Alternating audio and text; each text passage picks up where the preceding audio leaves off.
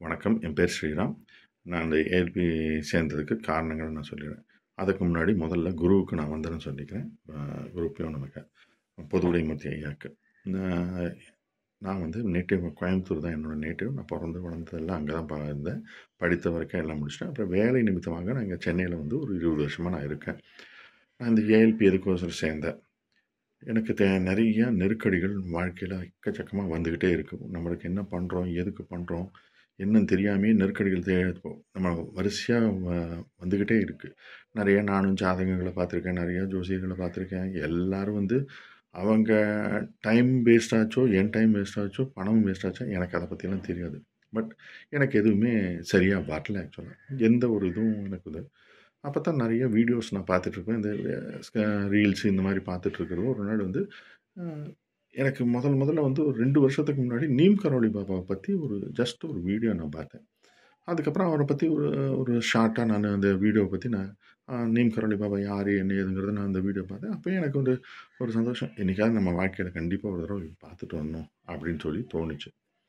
சரி, ஓகே. அதுக்கப்புறம் நம்ம வேலையை பார்த்துட்டு போயிட்டு இருந்தோம். அப்போ தற்செயலாக அந்த பொதுவுடைமூர்த்தியோட நிறைய வீடியோக்கள் வர ஆரம்பிச்சது. என்னன்னாக்கா அது பார்த்துட்டு இருந்தபோது அப்போ தான் சொன்னாங்க ஏஎல்பி லக்னம்.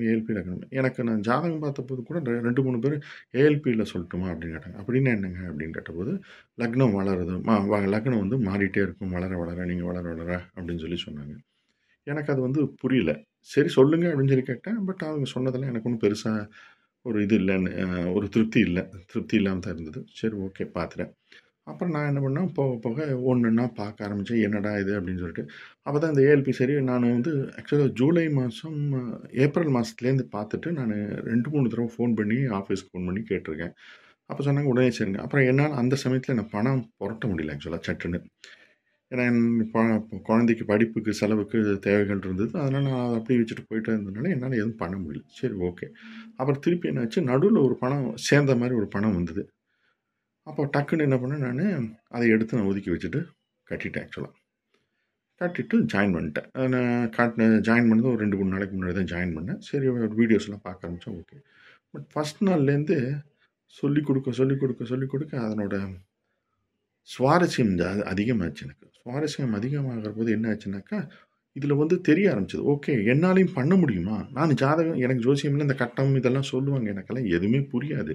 பட் நான் மண்டைய தலையை ஆட்டிட்டு நான் பேசாமல் உட்காந்துருப்பேன். அவங்க ஏதோ சொல்கிறாங்க, ஏதோ நல்லது நடக்கும் போல் இருக்கு இவங்க சொன்னா அப்படின்னு சொல்லிட்டு பேசாமல் இருப்பேன். பட் இப்போ எனக்கு என்ன ஆச்சுன்னா, என்னோட ஜாதகத்தை இப்படியே ஒவ்வொரு நாள் கிளாஸில் ஒவ்வொருத்தரும் ஒவ்வொரு குருமார்களும் ஒரு டீச்சரும் எனக்கு சொல்லிக் கொடுக்க எப்படி இவ்வளோ ஆச்சரியங்களை கொடுத்துருக்காங்க. எனக்கு ஒன்றுமே புரியல ஆக்சுவலாக.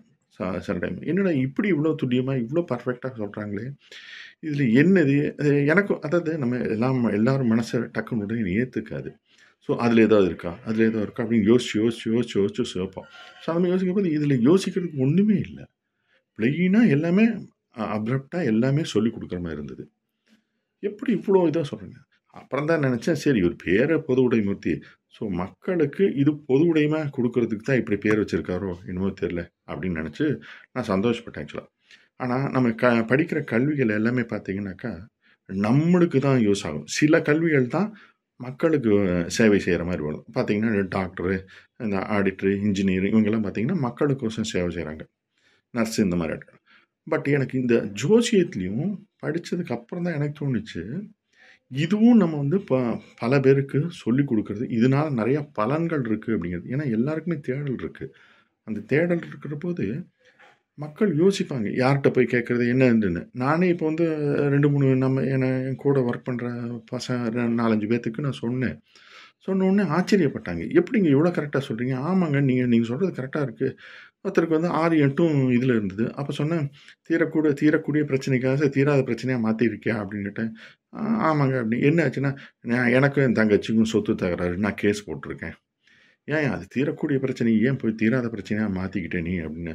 இல்லை, ஒரு தடவை அடிச்சுட்டேன் அவரை, என்னோட தங்கச்சி புருஷனை அடிச்சுவிட்டேன், அதனால் கேஸு பெருசாகிடுச்சு.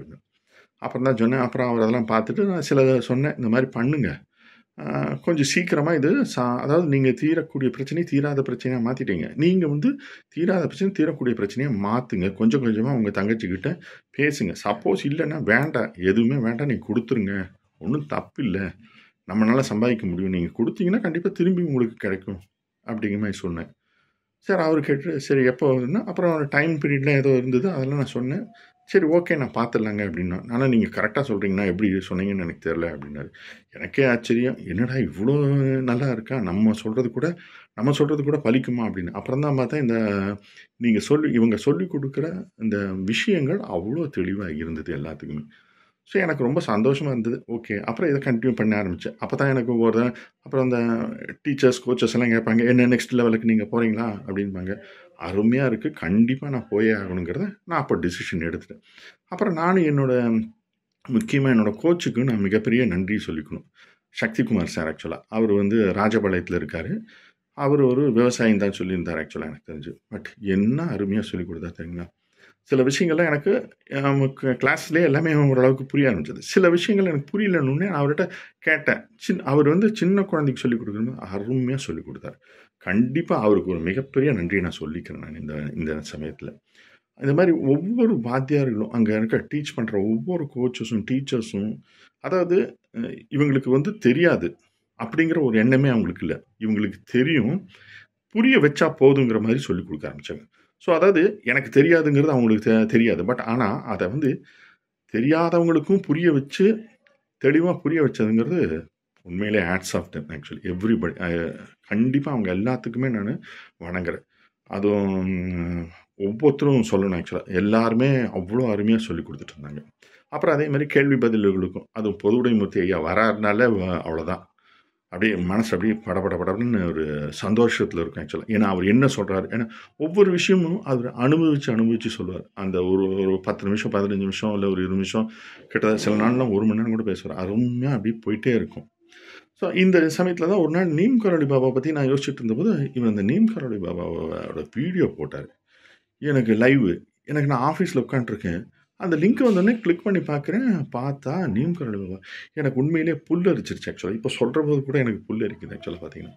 ஸோ ஏன்னா சில விஷயங்கள் நம்மள அறியாம சில விஷயங்கள் நடக்குதுனாக்கா, ஏதோ ஒரு தெய்வ சக்தி கனெக்ட் பண்ணுதுன்னு தான் அர்த்தம் ஆக்சுவலா.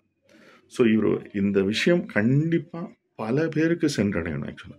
ஏன்னா, வீட்டுக்கு ஒரு ஜோசியர்ன்னு இவர் சொல்றாரு. ஏதோ நான் சும்மா வீட்டுக்கு ஒரு மருத்துவர் இருக்கணும் அப்படி இப்படின்லாம் என்னமோ சொல்லுவாங்க அந்த காலத்துலலாம் அப்படியே. வீட்ல ஒரு இது மாரி இருக்கணும். அது மாரி ஒரு பெண் படிச்சுட்டா அந்த குடும்பமே நல்லா இருக்குங்கிற மாரி. அதே மாரி இந்த ஜோசியம் கண்டிப்பா எல்லாருமே படிக்கணும். அதுவும் வீட்ல லேடீஸ் படிச்சுட்டாங்கன்னு வச்சுக்கோங்களேன், கண்டிப்பா அவங்க கண்டிப்பா எல்லாத்தையுமே திருத்திருவாங்க. அது மட்டும் நிச்சயம் கண்டிப்பா.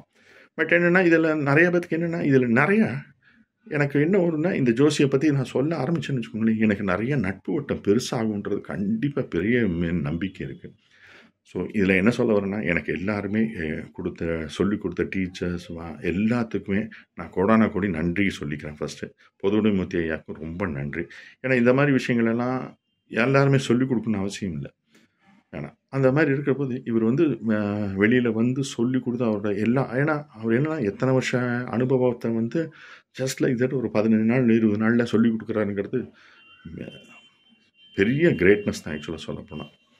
ஸோ இந்த வாய்ப்பினை குடுத்த எல்லாத்துக்கும் நன்றி. எல்லா குருமார்களுக்கும், என்னோட கோச் சக்திகுமார் சாருக்கு, பொதுவுடைமூர்த்தி ஐயாக்கு எல்லாத்துக்கும் நன்றி சொல்லி, இந்த வாய்ப்பினை குடுத்ததுக்கு ரொம்ப நன்றி.